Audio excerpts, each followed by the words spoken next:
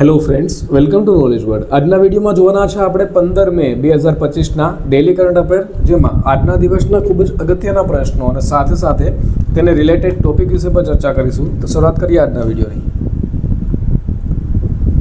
પ્રથમ પ્રશ્ન છે, તાજેતરમાં માનવ અને હાથી સંઘર્ષનો સામનો કરવા માટે કોણે 47 કરોડ રૂપિયાની યોજનાને મંજૂરી આપી છે? તો હાલમાં જ આ જે 47 કરોડ રૂપિયાની મંજૂરી છે તે મધ્યપ્રદેશ રાજ્ય સરકાર દ્વારા આપવામાં આવી છે. માટે ઓપ્શન નંબર બી જવાબ આવશે. તેના વિશે વાત કરીએ તો મુખ્યમંત્રી છે મધ્યપ્રદેશના ડૉક્ટર મોહન યાદવ, અને તેઓની અધ્યક્ષતામાં જે જંગલી હાથીઓ છે તેના સંચાલન માટે એક મોટી યોજના છે તેને મંજૂરી આપવામાં આવી છે.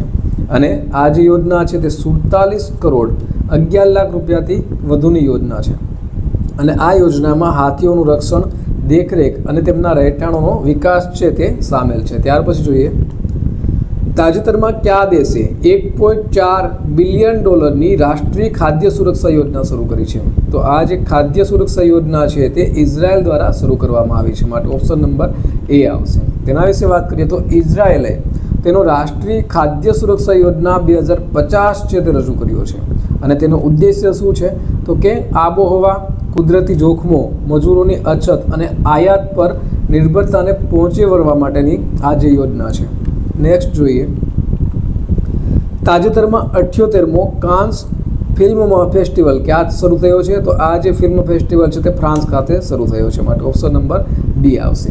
હવે ફ્રાન્સમાં આ જે 78મો કાન્સ ફિલ્મ ફેસ્ટિવલ છે તે શરૂ થયો છે. કેટલામો છે? તો કે 78મો છે. અને આ 12 દિવસથી ફિલ્મ મહોત્સવ છે. તેમાં સેંકડો સેલિબ્રિટી, અભિનેતા અને ફિલ્મ નિર્માતાઓ છે તે આમાં ભાગ લેશે.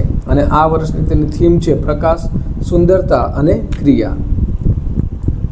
તાજેતરમાં કોના દ્વારા લખાયેલ પુસ્તક win the battle of your mind, scroll less, read more પ્રકાશિત થયું છે? તો આ જે પુસ્તક છે તે છે રીટા રામમૂર્તિ ગુપ્તાનું. માટે ઓપ્શન નંબર બી આવશે. તેના વિશે જોઈએ તો સ્ક્રીન ઉપર જોઈ શકો છો પુસ્તકનું મુખપૃષ્ઠ.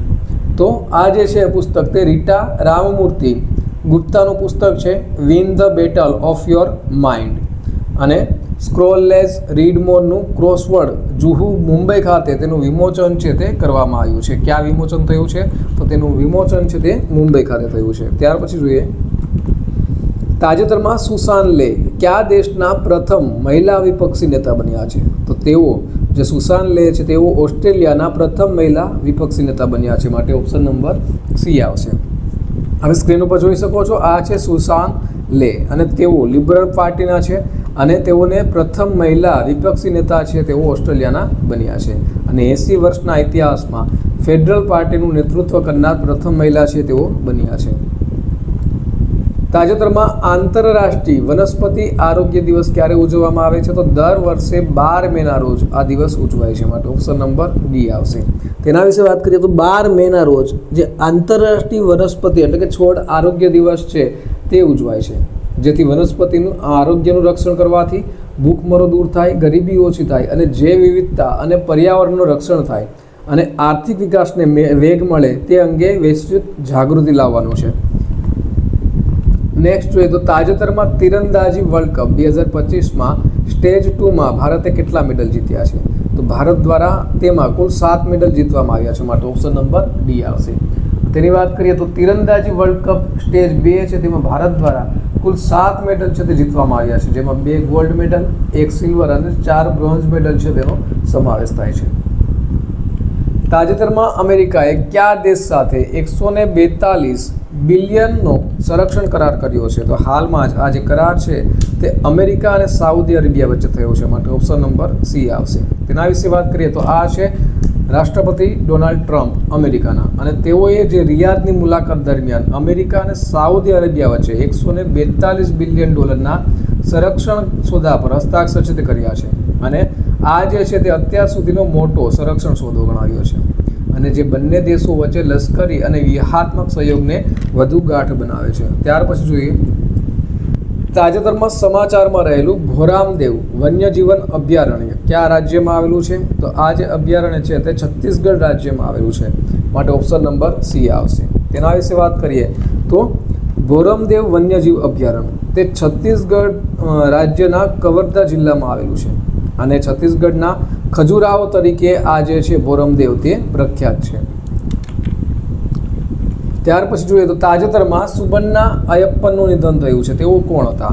તો તેઓ એક વૈજ્ઞાનિક હતા, માટે ઓપ્શન નંબર સી આવશે. તેના વિશે વાત કરીએ તો સ્ક્રીન ઉપર જોઈ શકો છો, આ છે સુબન્ના અયપ્પન અને તેઓ પ્રખ્યાત વૈજ્ઞાનિક છે, મત્સ્ય ઉદ્યોગ નિષ્ણાત અને પદ્મશ્રી પુરસ્કાર વિજેતા છે સુબન્ના અયપ્પન. અને તેઓએ મૈસૂર સ્થિત નિવાસ સ્થાનથી ગુમ થયાના 3 દિવસ પછી 10 મેના રોજ કાવેરી નદીમાં મૃત હાલતમાં છે તેઓ મળી આવ્યા છે. ત્યાર પછી જોઈએ ગઈકાલે પૂછાયેલા પ્રશ્નનો જવાબ. તો ગઈકાલે પૂછ્યું હતું કે તાજેતરમાં 2018 પછી નિપા વાયરસનો 7મો કેસ ક્યાં નોંધાયો છે? તો આનો 7મો કેસ છે તે કેરળ ખાતે નોંધાયો છે, માટે ઓપ્શન નંબર ડી આવશે. ત્યાર પછી જોઈએ આજનો સવાલ. તો આજનો સવાલ છે તાજેતરમાં મધ્યપ્રદેશ અને કયા રાજ્યોએ Tapti basin mega recharge project માટે કરાર પર હસ્તાક્ષર કર્યા છે? તો ઓપ્શન આપેલા છે Rajasthan, Gujarat, option number C Uttar Pradesh અને ડી મહારાષ્ટ્ર. તો આનો સાચો જવાબ કોમેન્ટ બોક્સમાં કોમેન્ટ કરી અને જણાવવાનો રહેશે. તો આ સાથે આજના દિવસનો જે વિડીયો છે તે અહીં પૂર્ણ થાય છે. બીજા અગત્યના વિડીયો અને પ્લેલિસ્ટની લિંક છે તે અહીં સ્ક્રીન ઉપર આપેલી છે, જ્યાંથી તમે તે તમામ વિડીયો છે તે જોઈ શકશો. તો આ સાથે આજનો દિવસનો વિડીયો પૂર્ણ થાય છે. ફરી મળીશું નવા વિડીયોમાં. ત્યાં સુધી રજા આપશો. નમસ્કાર.